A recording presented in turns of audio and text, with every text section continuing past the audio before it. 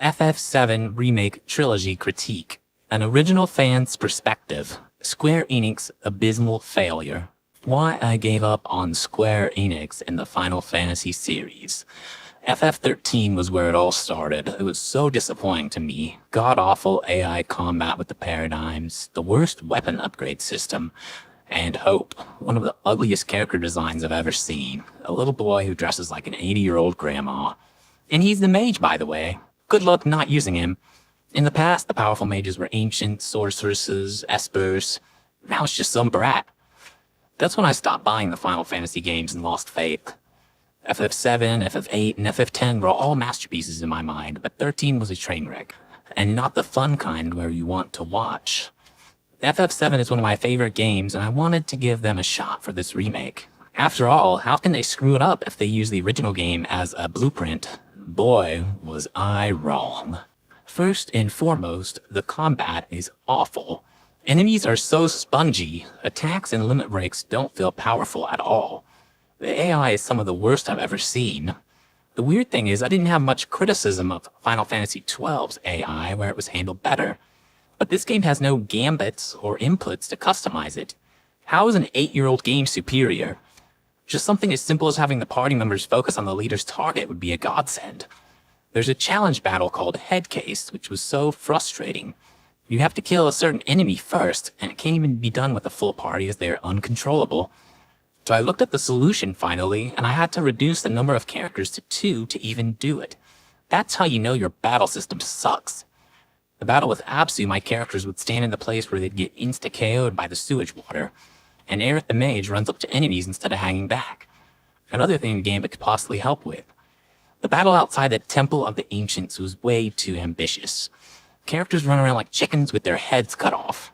Hard mode is absurd when you can't control your characters. It's not fun at all, and you fight the same stupid burden enemies over and over if you're doing the challenges. And you need to be able to focus your attacks, but you can't. It's very boring fighting the same enemies. Turn-based combat equals control, which is why I always love games like Baldur's Gate 3 more. The characters do exactly what you tell them to do. Square keeps making crap like Final Fantasy 16 that none of the original fans asked for, thinking it's the modern thing. Betrayal of the people that follow the series, and they really wonder why their games aren't selling well? Square Enix thinks you're stupid. Boogeyman Sephiroth. Square Enix thinks you're stupid. They have to introduce Sephiroth immediately, otherwise how can your tiny little brain possibly comprehend he's the antagonist? In the original game, his presence was hinted at brilliantly. In fact, it also foreshadows what happens to Aerith. First, we see the president impaled, then the Midgard's But in Remake, Sephiroth is introduced right away. I seriously had a false memory of him saying boo, because that's what he's been reduced to, a boogeyman. I thought for sure in this scene he said, boo, I'm gonna getcha.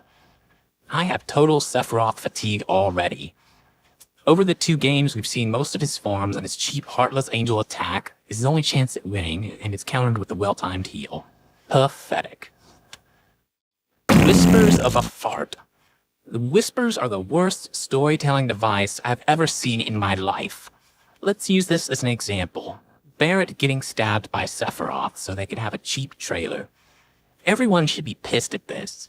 They are basically establishing the story has no stakes. Our characters are immortal. They literally have plot armor. Why should we fear any of the villains then? Fight with dying? Well, just get shot up. You're invincible. Jump off buildings and have the whispers fly you around like Superman. It makes Sephiroth even more of a pussy. One of the greatest video game villains ever can't even scratch the protagonists. Pointless fluff. Remember guys, we needed 3 games to expand the story. Here's what we get, a completely empty upper plate with no NPCs, no treasure chests or materia, and this doesn't flesh out the game at all. In fact, the whole point is to make our protagonist more unlikable. He steals from a sick person. Some hero, right? This could have been cool if we had a choice to take Cloud down a darker path, but no. We get quests like helping an author write a book, picking mushrooms for soup, or 3 or 4 quests taking photographs that add nothing to the lore. If those NPCs that gave those quests were really interesting, why can't I remember their names? Except Chadley, of course, who most side quests revolve around, and he's annoying as fuck. In the original, finding a life spring was magical. In this game, they copy and paste 50 of them and they lose their magic. Omni Aerith is dumb. This precognitive Aerith is so pretentious. I hate her dialogue. They have literally ruined my favorite video game character of all time. How would any of the other characters know what the fuck she is talking about unless she told them? How does she know so much about Sephiroth and his motivations? Wouldn't the characters be curious about that? The Search for Aerith, Rebirth's greatest sin. The search for Aerith in the original was a masterclass in building tension. The pacing is completely ruined by skipping all of that with a cutscene. We don't have time to miss Aerith or experience the urgency to find her. We don't get to explore the Forgotten Capital, one of the most gorgeous areas in the game. This was the most egregious decision.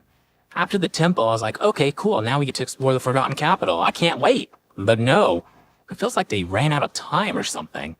It's not just a potentially beautiful area to explore they cut out that's upsetting. It's the storytelling that went with it. I feel bad for new players to the game because they're skipping important questions like, where is the altar? How did the party get there? They could have had Aerith singing and following her voice to the altar since they established her as the singer. One of the most impactful events in gaming history, and they gloss over it like it's an afterthought, but at least we got 500 minigames, right? I'm literally baffled by this decision.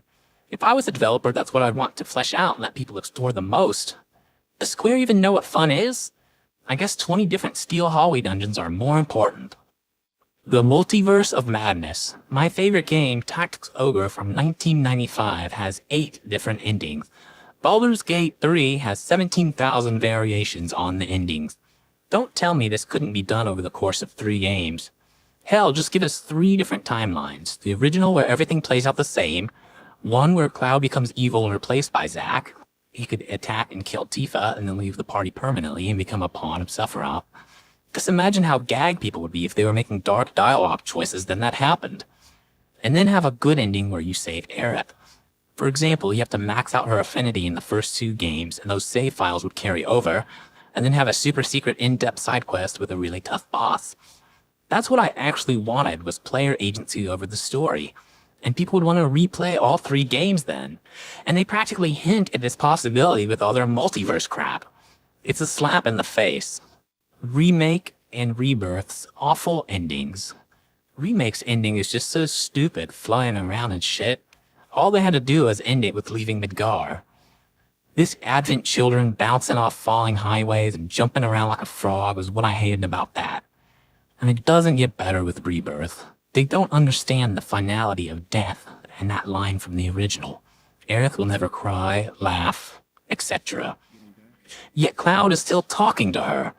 Some people say this is the point, that we don't see the iconic lake scene for a reason, because Cloud is in denial. But this is so dumb, it makes my head hurt. Conclusion. There is no course correcting from here. I won't be playing the 3rd game.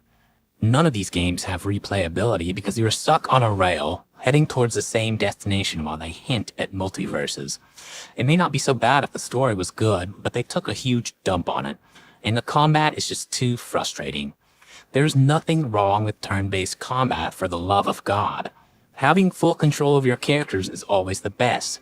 After all, I don't want AI playing the game for me, especially when it does such a bad job.